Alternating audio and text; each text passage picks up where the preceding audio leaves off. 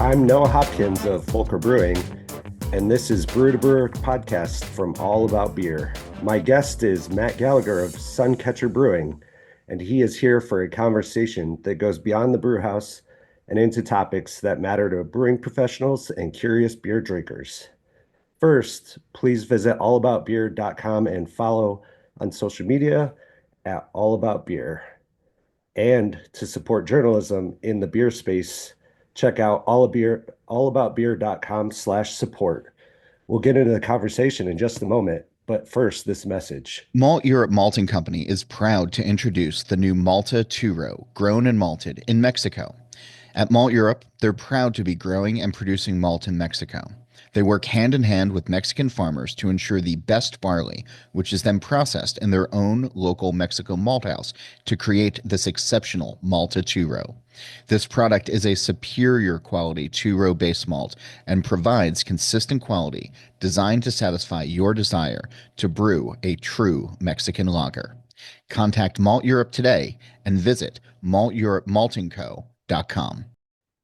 If you're running a brewery, owner, or operator, Beer 30 by the Fifth Ingredient is the ultimate command center. The most powerful brewery management software on the market, Beer 30 handles the entire brewing workflow, from recipe development to production. Once your beer is brewed and ready, it seamlessly manages your inventory and streamlines your brewery sales and distribution, all in the same easy-to-use platform. Beer 30 lets you get back to the beer and the people that made you fall in love with this industry in the first place.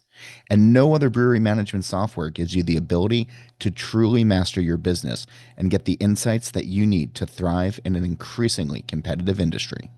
Visit thefifthingredient.com/allaboutbeer today to learn more and to receive 3 free months of Beer 30. Bright, tart, and fruity. That's what you expect from hibiscus flower. First Tea's clients have added hibiscus to craft beer and hard seltzers to create tangy, Juneteenth refreshment and add Caribbean character. With hibiscus and other botanicals from First Tea, your summer launch will hit the spot. Email info@firsttea.com, that's FIRSDTEA.com, to discover the perfect teas and botanicals for your next project. Okay, let's get into it. A bit about my guest today. Matt Gallagher is a co-founder of Half Acre Beer Company, a regional craft brewery based in Chicago and established in 2007.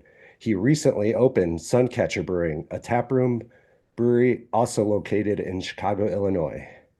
Welcome, Matt. How's it going? It's going good. How you doing, Noah? Good, good. So glad to have you. Um, yeah.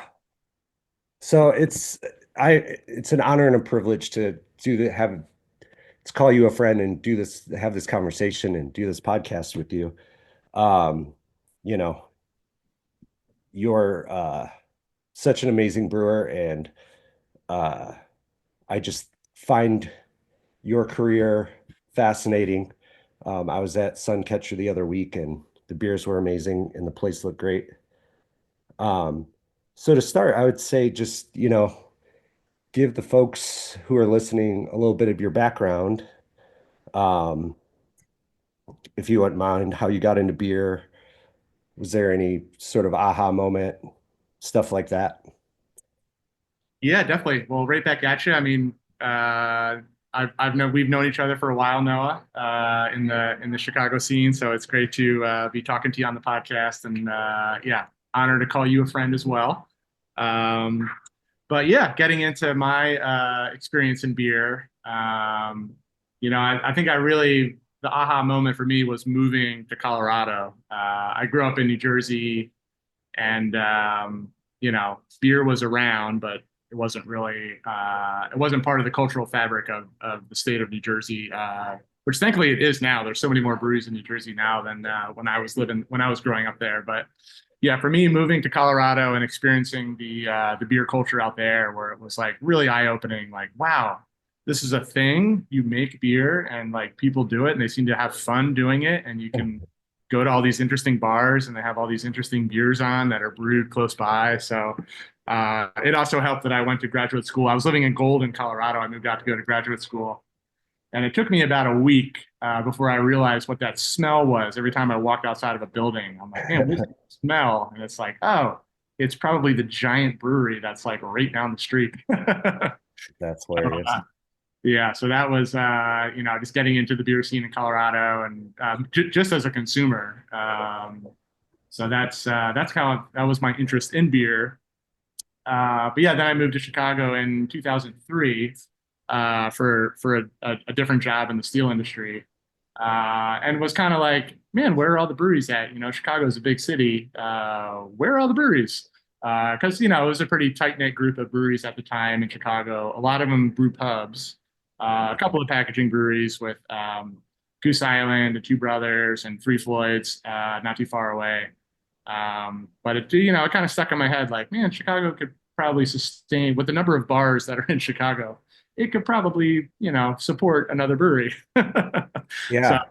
yeah, so that was kind of my, you know, interest in that's where my interest in beer came, really as a beer consumer. Yeah. And I mean, at that time, Colorado was such a leader. I mean, when I was at local option, half the things we had were from Colorado. There was, like you said, there was Goose Island and Peace and not much else. Yeah, and it was not including local option, but most of the bars had, like the same 6 to 10 beers on tap. Yep. Uh, and there was a lot of, I mean, Chicago is such a powerhouse when it comes to beer distribution and importing. But it wasn't at the time, it wasn't necessarily reflected on the draft list, except for, a few extremely notable exceptions in the Chicago beer world. Yeah. So how did you meet Gabe? Yeah, I met Gabe. I sent Half Acre an email. That's how I met Gabriel.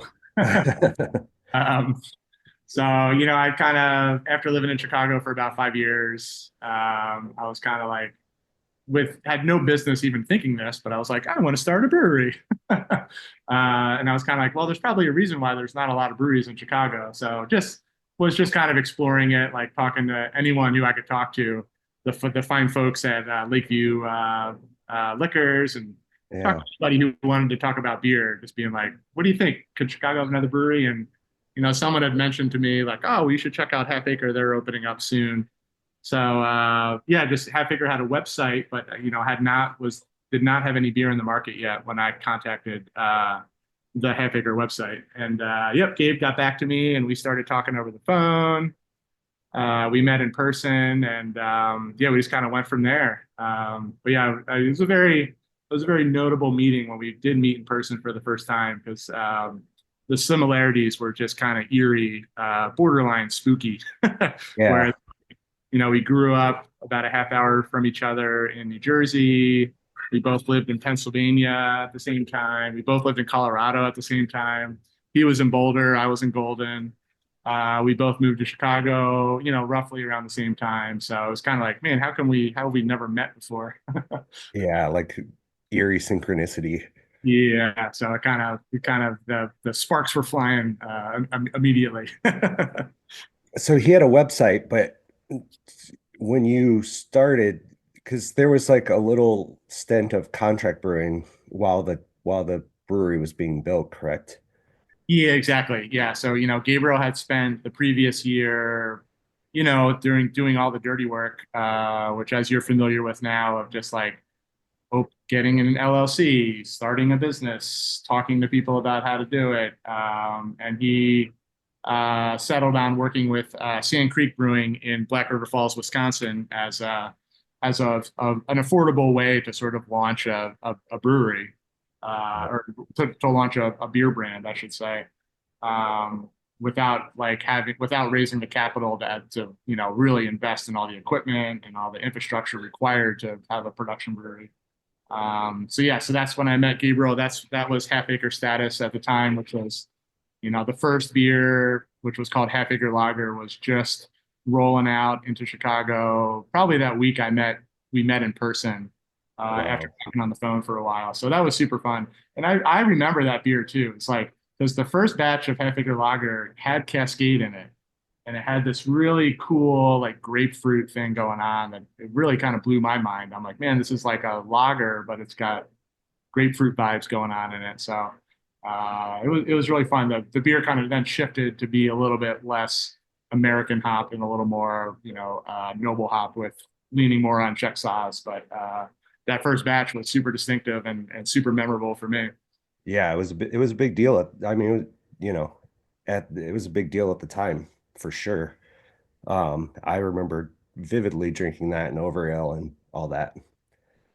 Um, Yeah, but yeah, overall. what's that? I said overall was a fun one too. Overall was a result of, this was 2007 going into 2008.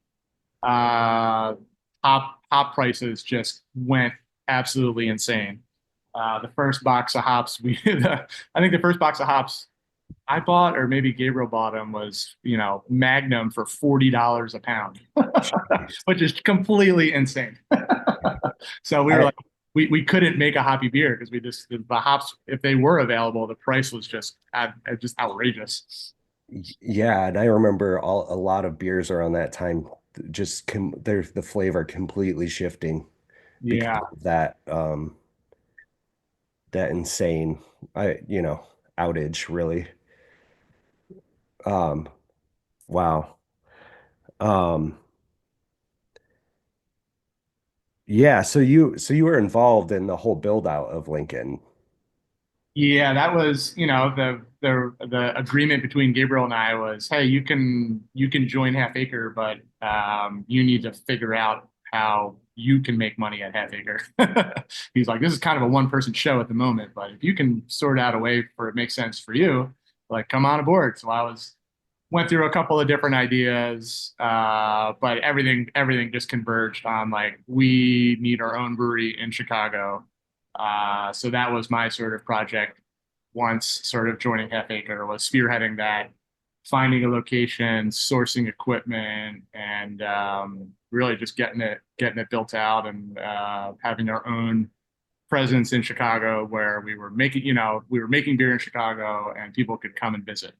Um, Wow.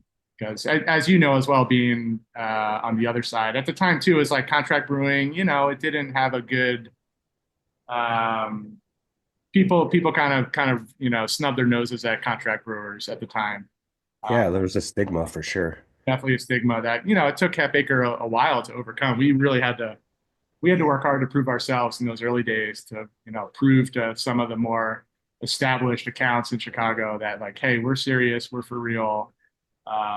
Please support us. Yeah.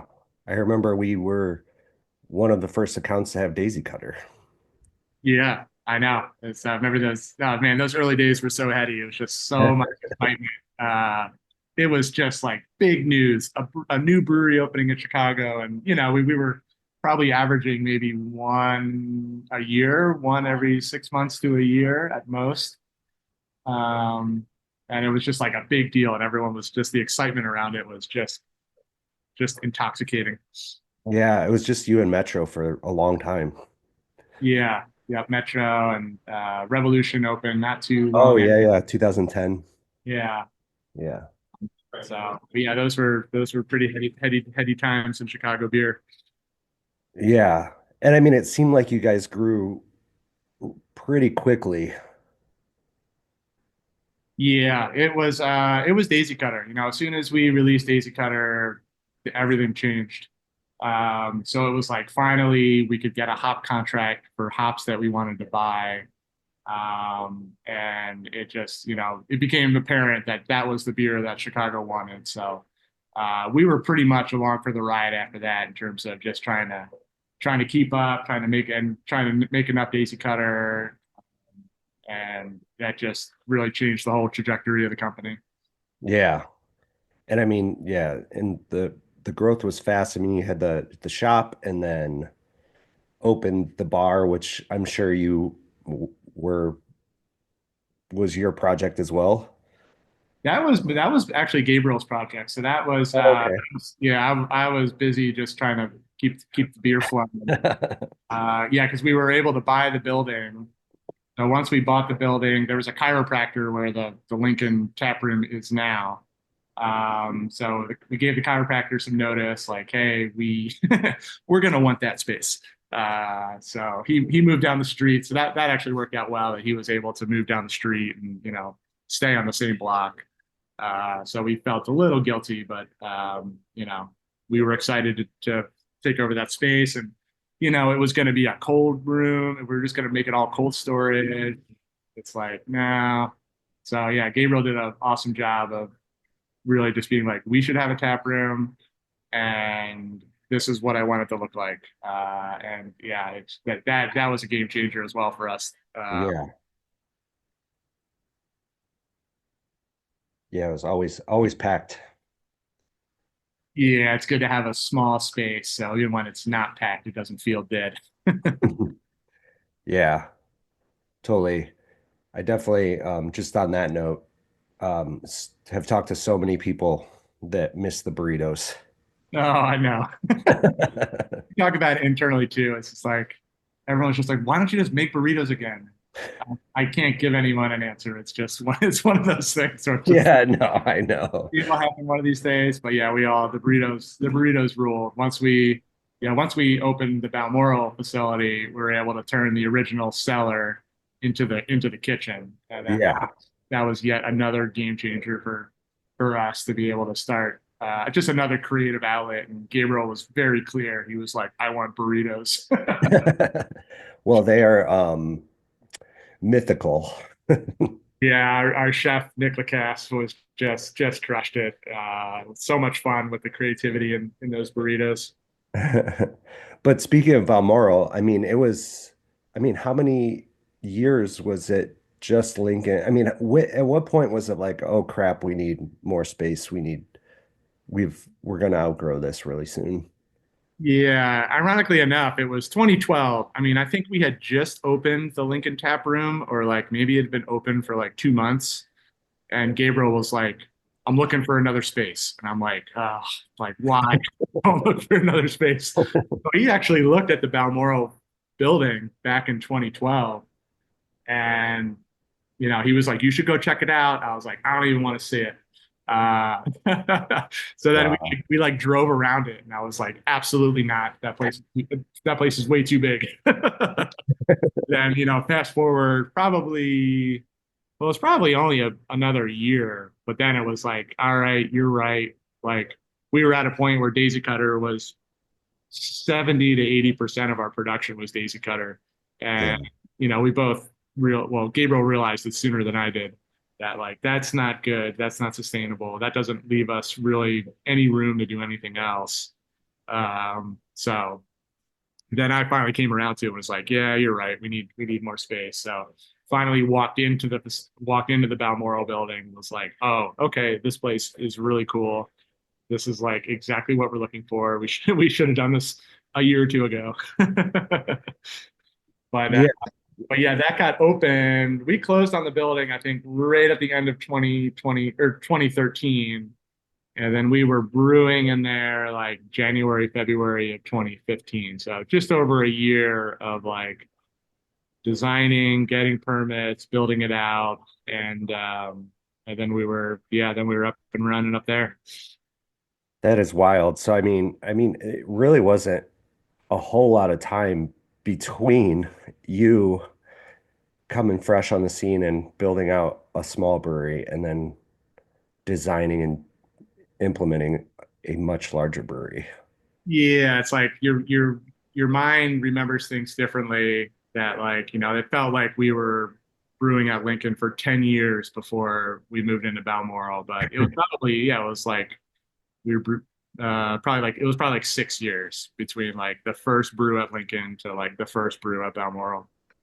Man, that is absolutely wild.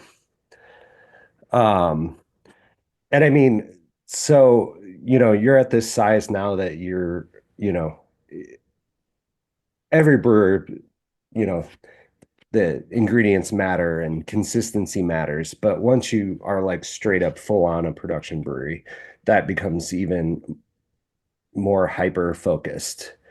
Um, and you're at the size where you can start Is that at the point where you could start going out and doing hop selection and stuff like that, or were you doing that at Lincoln already? We were doing it at Lincoln, and that was, and Matt Young, who's now the director of brewing operations at Half Acre, both of us agree that like I keep saying game changer. I feel like I'm at a Buffalo Wild Wings here, but that that was a real game changer for the our quality of our beer. um, but no, because that first year we went out to Yakima, we coined it. It wasn't a hop selection trip; it was a hop rejection trip. Just be like, it's the first time doing selection. We're going through a couple of lots of different varieties and being like, "Phew, well, thank goodness we're not brewing with that lot of, Simcoe or whatever it was." Um, but yeah, I think it was probably about 2011 or 2012 we started going out to Yakima. And yeah, we never looked back since. That's one of the most impactful decisions we've made and things we continue to do based for the quality of our beer is going out and selecting our lots and just be getting educated. Every time you go out to Yakima, you just learn more and more and more about the hop industry and just all the ins and outs of it. So it's can't recommend it enough to any brewer to go visit with your broker if you're lucky enough to have direct farm relationships. Go visit with the growers, and it's just you learn so much, and it obviously the hops that if you're able to select hops with characteristics that you want in your beer, it's gonna shine through in your beer. Yeah, so I mean, to say that you are a hop nerd is an understatement. Um, so I gotta ask, when did you become involved with the hop quality group? Yeah, I think Hepbaker joined the hop quality group. I want to say maybe like 2017, sometime around there. But yeah, I distinctly remember again, like there was a presentation at the CBC in San Diego. I want to say might have been, I feel like I keep saying 2012, but 2012 really was a game changer for Heavy. Um, but I remember, you got Tom Nielsen from Sierra Nevada, you got John Mallett from Bell's, you got Matt Brendelson from Firestone Walker, and they're up there giving a presentation on the hop quality group that they all banded together and formed.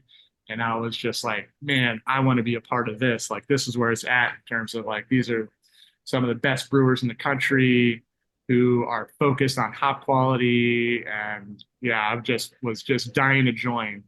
So we finally got the opportunity to join. And yeah, maybe 2017 or 18. And it's been fantastic. It's a wonderful group. Um, and it's open to anybody. If anyone who's listening who wants to learn more about the hop quality group, we've got a website. You can check it out. People can join at any time.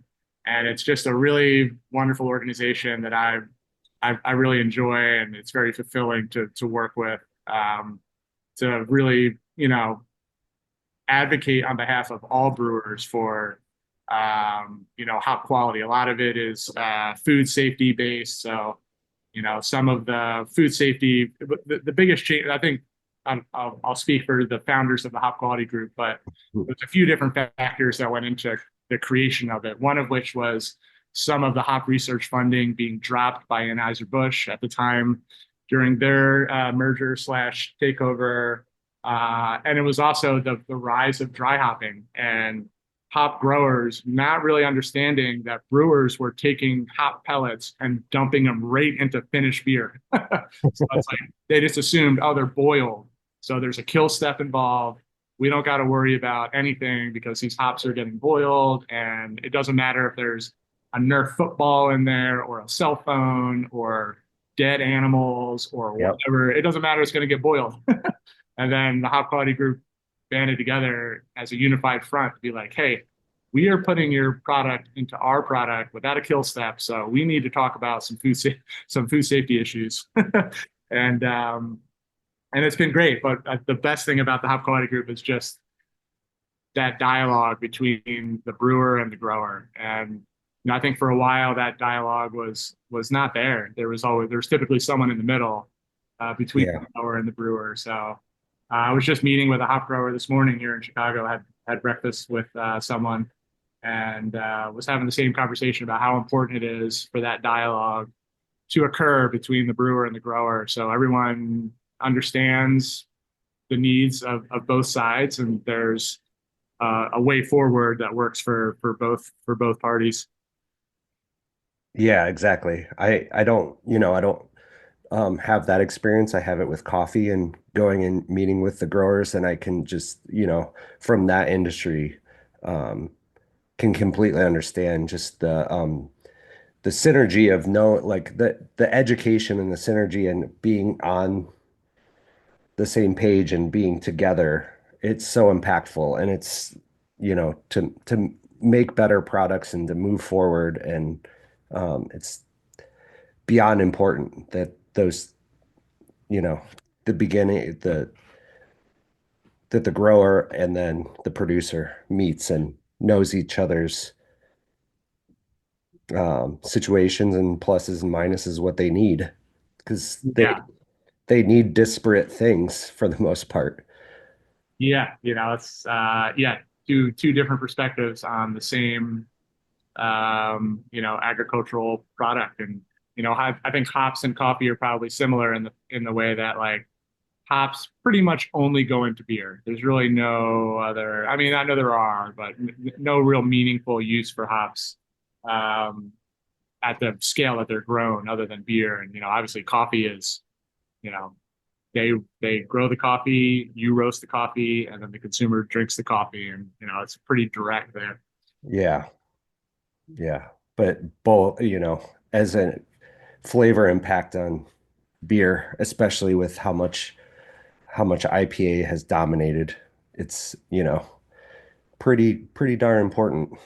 Yeah, yeah. Hop usage rates have really gone up in the last 15, 20 years. Yeah.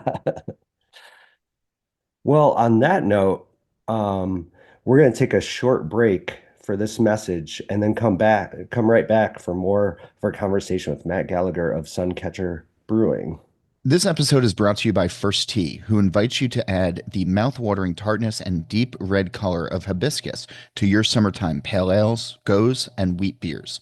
First Tea is your source for hibiscus and teas that add bright, fresh colors and flavor. Email info@firsttea.com. That's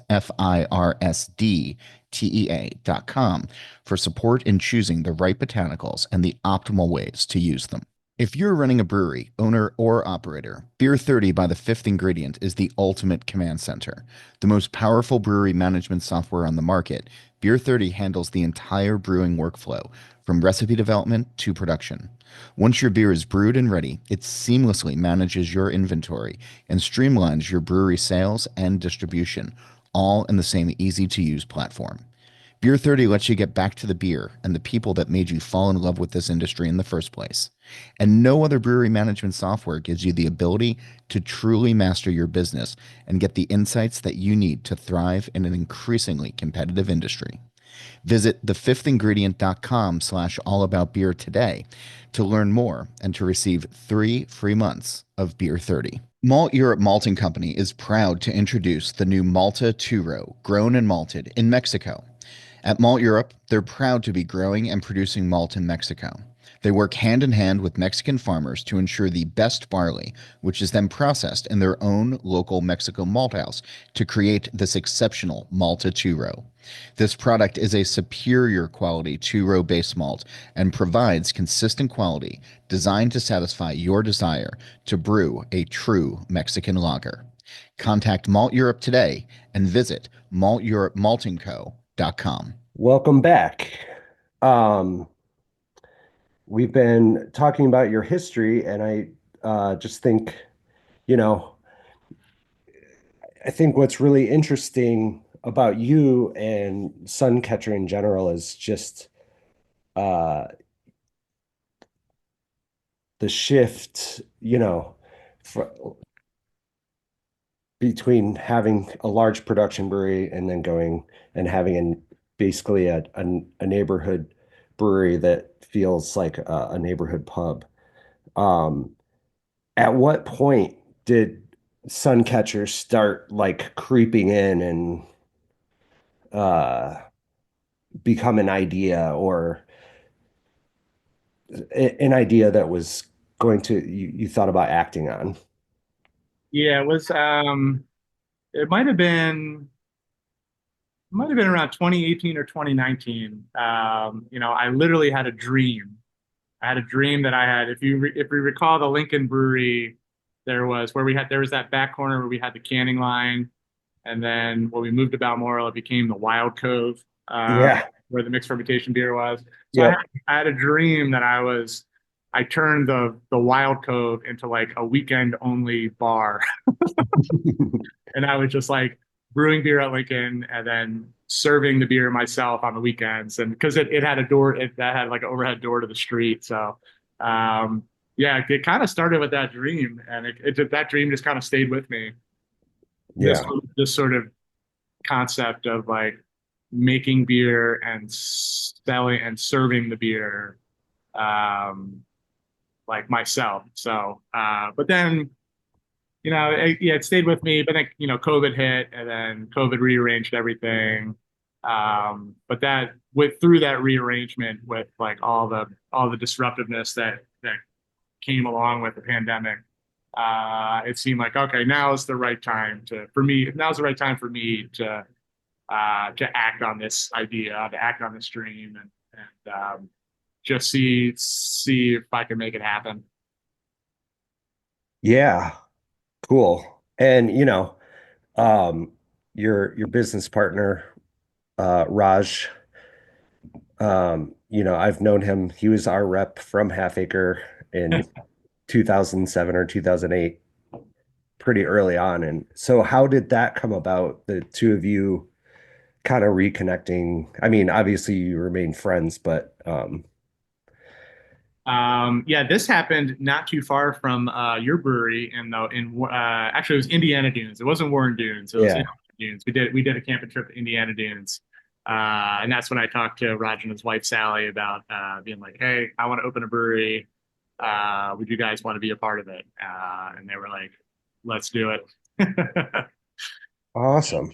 Yeah, so that was yeah, that's kind of where that came about, and just to well, Raj very well. He's, well known in the Chicago beer scene, the Chicago coffee scene as well, and just brings a huge amount of positive energy to every conversation he has with anybody.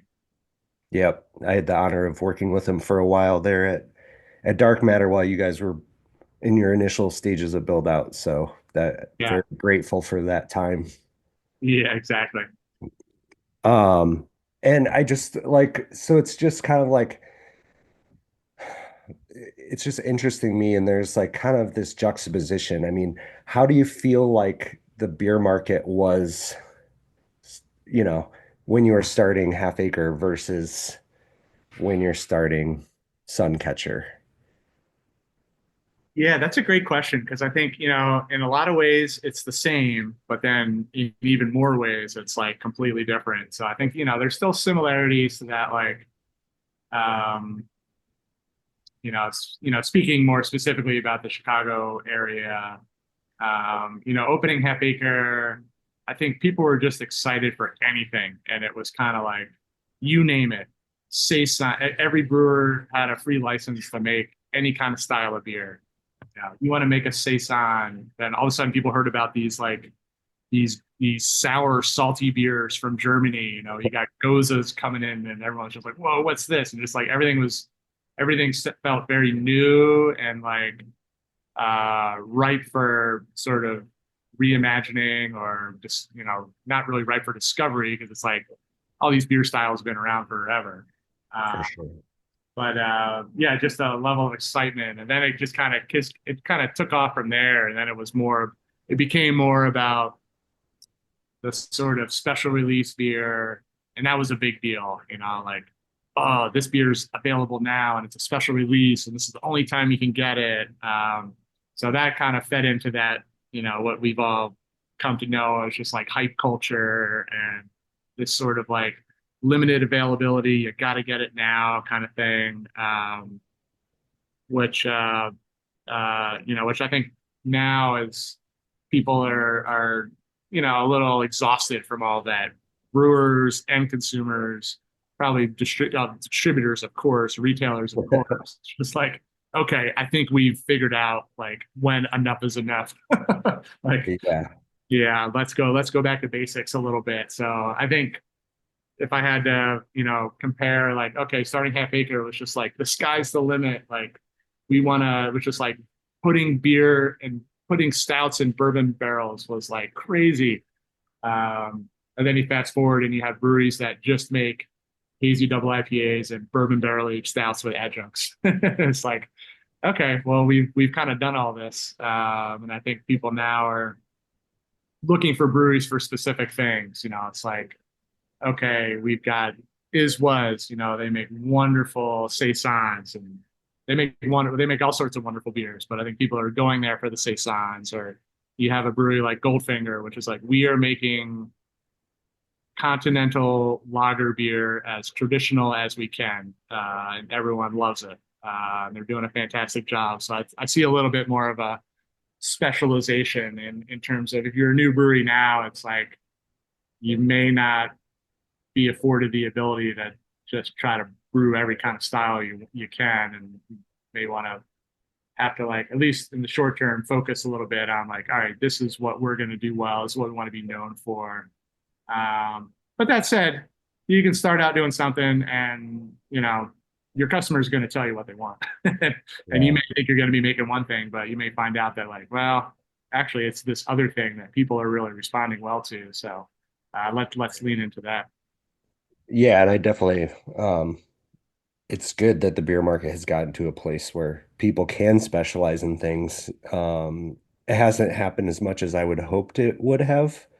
But it's, yeah, for sure. Those are some really good examples of that. Um, and I mean, I don't like your beer at Suncatcher. It just seems so laser focused. It seems like you have a plan. It's not necessarily stylistic, but it is very intentional. So kind of on that note, like what beers are you brewing and why is that what, you know, is your Yeah, passion? yeah, that's great that it appears that way. But no, I think a good word to use is intention. So I think, um, especially being essentially a taproom only brewery, it's like each beer is going to be sitting in a serving tank, and we're going to be serving that beer until that serving tank is empty. So there better be a reason why the beer is there. So it does force you to really think every brew I do here is like, all right, this has to be on point, and there's got to be a clear intention behind why I'm making this beer. And sometimes it's just a feeling. It's like I made a San Diego pale ale, um, that I just rebrewed yesterday. That's bubbling around next to me right now. But that beer was a result of, I went out to the Hop Growers Convention, which was in San Diego in January, and I hadn't been out to San Diego in a while. And San Diego has been very influential on my sort of beer interests. I just love the beers that they make in San Diego. These Yeah. like big, hugely aromatic, hoppy beers, that just kind of, and they just love going big. And it's kind of funny because at Suncatcher, I'm trying to keep beers between like 3.5% and 5%. But Yeah. then I came back and I was like, well, if I want to do a San Diego Pale Ale, it's got to be over 7%. So, but that beer for me was it was probably the most, um, it turned out exactly how without really even having a specific, like, I want it to taste like this. I just had a feeling. I was like, I want the beer to feel like this. And that one just came out exactly as I was hoping it would. It just like felt like San Diego to me. Um, so that's just a little example of the intention. But getting back to the bigger picture of brewing here. It's really it's raw materials focused. So it's you know um, knowing where the barley's being grown, where is it being malted, who's doing it, why are they doing it, where are the hops. I'm lucky enough to have really awesome relationships with a lot of hop brokers and hop growers all over the world. So like pretty much, I'd say 90% of the hops I'm using here, like I visited the farm where they were grown. So that's important to me as well, because when it comes down to it, to me, it's like beer is, in a lot of ways, beer is storytelling. And I think to be able to tell the story of the raw materials through your beer to the consumers is a lot of times, it's like, for a hop grower, it's like the brewer is the middleman, so to speak, between the consumer and the hop grower. It's like, okay, we're interfacing with the hop grower, we're using their products, and then we're selling it to our consumers. So being able to, I don't really know if our customers care where, and oh, this lot is from CLS in Moxie, Washington. I put it on the menu. I don't know if anybody cares, but I'm going to keep doing it. But I think they get there's energy there. It's trying to just kind of like transfer that positive energy from all of the hard work that goes into growing all these raw materials and processing them and getting them to us. It's a lot of work, and it requires a lot of passion on their part to persevere with it. And then trying not to not only not trying to screw it up, but really trying to highlight what those raw materials taste like and feel like for the beer drinker. Yeah, and I mean, and that's, I think my favorite part about beer is that there's this never-ending technical side, and there's also this never-ending like artistry side. So it's just like you having all that technical knowledge, you have that feeling, and it's not necessarily like you wrote it all down. It's just it comes out in you because of all of that. Yeah, I've been pretty surprised and disappointed in myself with the brews at Suncatcher. It's just like I will like sketch out a recipe, but then I'll figure it out while I'm brewing. I'll just be like, all right, I'll like sit down before I mash in. I'll be like, all right, let me think about this for a second. And then it's like, all right, what am I going to hop this with? So, as the engineering side of my brain is like, you should have figured this out a week ago and had every little detail sorted out and ready to go. But then the other part of me is like, it'll be fine. Just be spontaneous, go with it, see how you're feeling. And luckily, the beers have turned out acceptable in this sort of like, I wouldn't call it disorganized, but this sort of maybe spontaneous is a good way when it comes to recipe development over here. Yeah, but I think that that's like a part of it. It's like, so that's kind of the interesting is just that juxtaposition between like what you've done and what you're doing, and like, you know, um I think your experience and history there's this, it starts to become baked in at a point. Yeah, and I think it's about trusting yourself too, where it's like you always kind of want to, at least a lot of times at Half Acre, it was like, no, we already did that. Let's do something different. Let's switch up this, let's add hops at 10 minutes instead of 15 minutes, or, let's, just do something different just to do something different. And then I think now it's like, all right, relax. It's fine. You got something that's working. You don't need to reinvent the wheel every time. And just kind of trust that, like, all right, you've got a good process here. You can mix and match some raw materials, but if it's going to be an IPA, every IPA doesn't have to be like drastically crazy different, doing all these different processes. It's like, you can stick to the plan and just kind of mix up some of the raw materials. Yeah. And so we've been talking about the beer, but I had wanted to ask you just kind of to tell us a bit about Suncatcher in general, like what it is, you know. Yeah, it is. It is a real dream. It's awesome. It's a 5 minute walk from where I live, so I can walk over here. The whole building is less than 2,000 square feet, so the brewery is about 500 square feet in the brewery. So it's Yeah. also, I work better when there's sort of boundaries and limitations on things. It's like if you can do anything you want, I just get paralyzed. I'm like, well, I don't know what to do.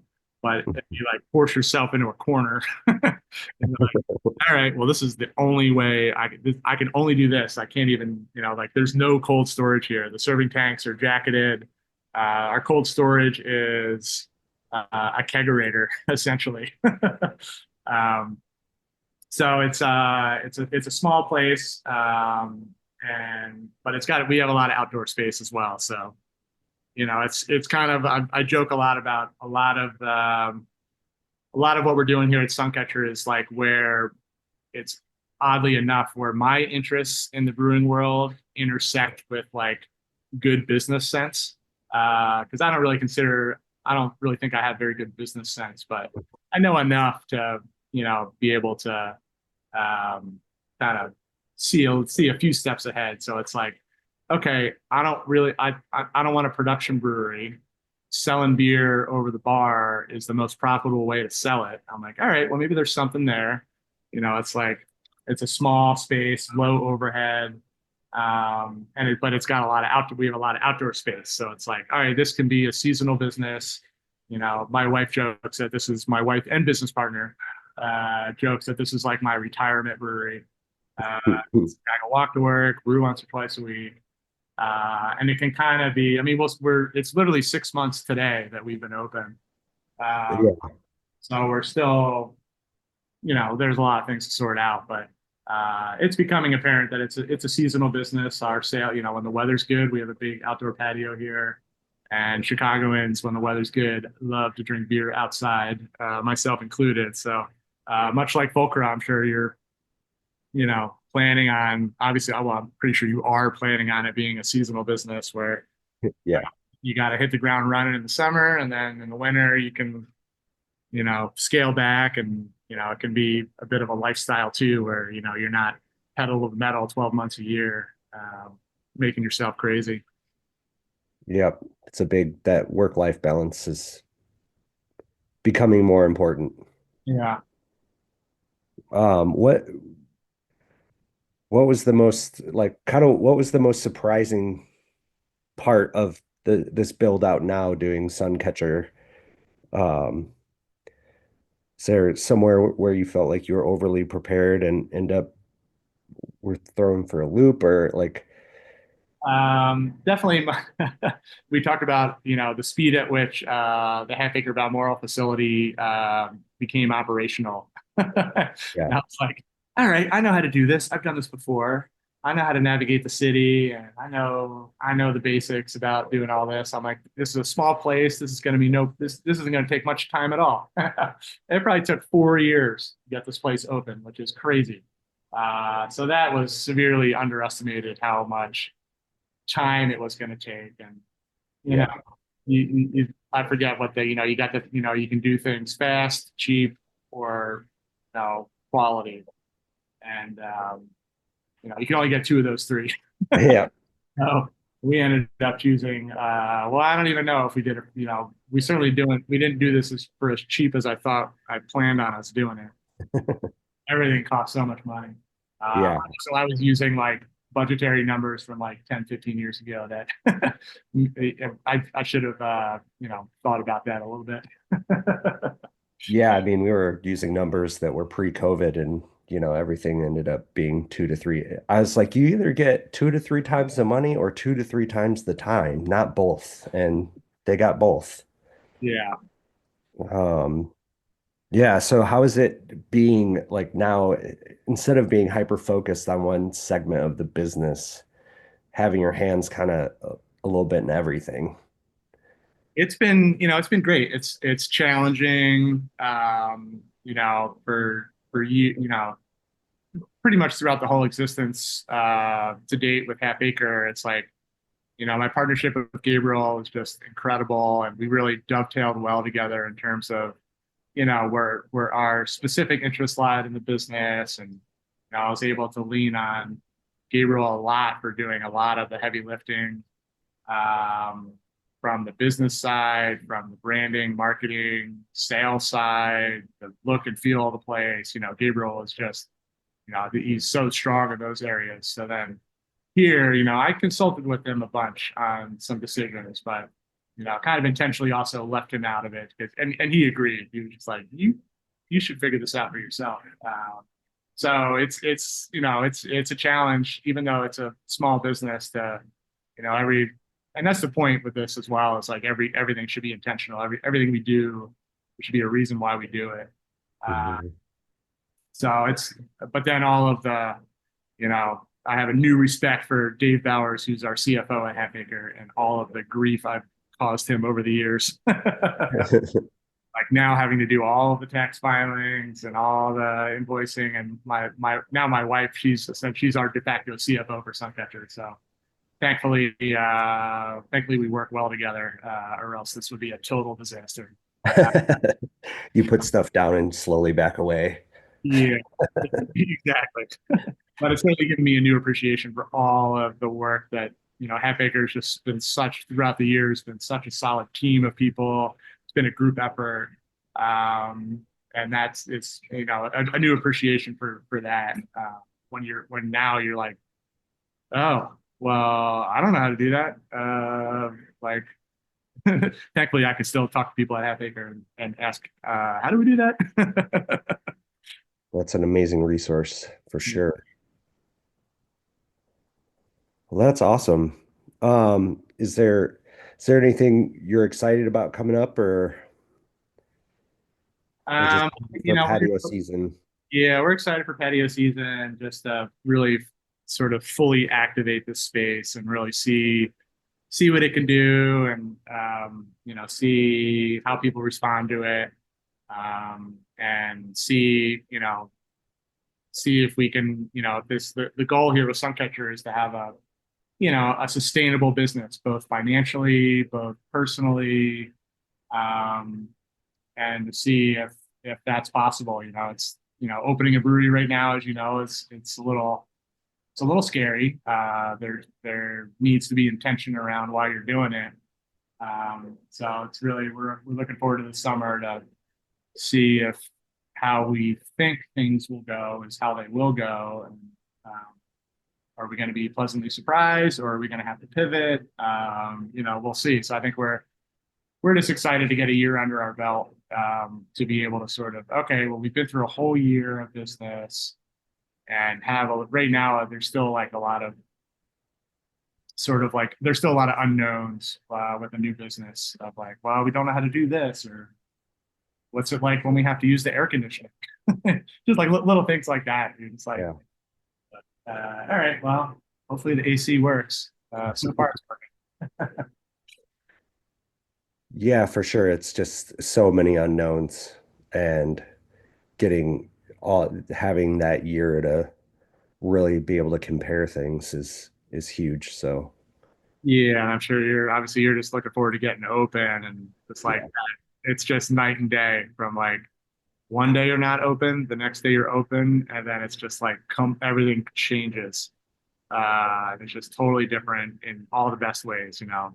The work and stress doesn't change, but Just um, different. at least like the vibe around it. You're not just like waiting to open. It's like, okay, man, you've been dreaming about this forever to just get this place operational. So yeah, I'm looking forward to you, or to be able to flip that switch and get open. Yeah, me too. Run it. Got to hit the summer season like you were saying. So, Yeah. but man, the place is awesome. You guys are, you know, it's so unique and like you said, like the intention is so evident. Um, so I super appreciate you coming on and talking about your history and just you're such an inspiring individual. So, um, uh, thank you. Yeah, well, thanks. I mean, it was a no-brainer as soon as you reached out. I was like, oh, this sounds like a lot of fun. So, yeah, even though we're only about what 90 minutes from each other now, it's still too far away. So I'm Yeah, looking forward to it. I was going to reach out to Hotbed Farm soon to schedule a trip to go out to Southwest Michigan and visit y'all. awesome. Well, you have somewhere you can camp. I know, I know where to set up my tent now. Well, thanks, Matt. Um, Matt will be back on the next episode of the show as the host, having a conversation with a brewer of his choosing. That will be on the air in 2 weeks, so make sure to tune in for that. A reminder, visit allaboutbeer.com and follow on social media to support journalism in the beer space. Check out allaboutbeer.com/support.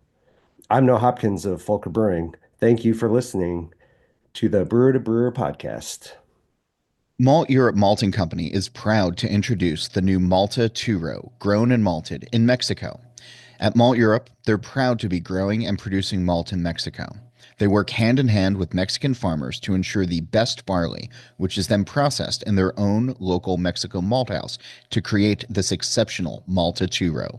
This product is a superior quality two-row base malt and provides consistent quality designed to satisfy your desire to brew a true Mexican lager. Contact Malt Europe today and visit malteuropemaltingco.com. First Tea is a proud sponsor of the Brewer to Brewer podcast. First Tea invites you to explore the rich and versatile world of teas and botanicals, including hibiscus. Email info@firsttea.com, that's FIRSDTEA.com, to find out more. If you're running a brewery, owner, or operator, Beer 30 by the Fifth Ingredient is the ultimate command center.